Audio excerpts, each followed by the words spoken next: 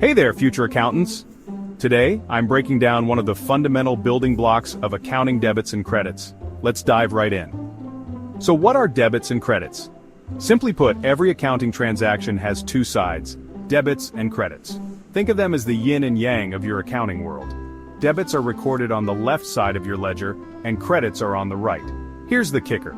Debits increase assets and expenses, while credits increase liabilities, equity, and revenue. Let's take a quick example to make this crystal clear. Imagine a company buys equipment worth $1,000. In this case, the company would debit the equipment account by $1,000 because it's an asset that has increased. At the same time, it would credit the cash account by $1,000 because cash, another asset, has decreased. Simple, right?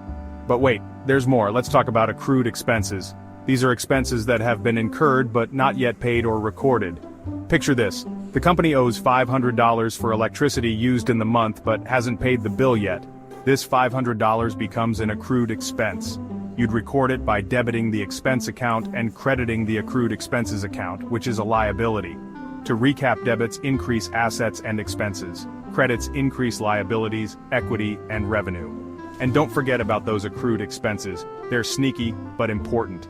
If you found this breakdown helpful, hit that like button and subscribe for more accounting tips and tricks.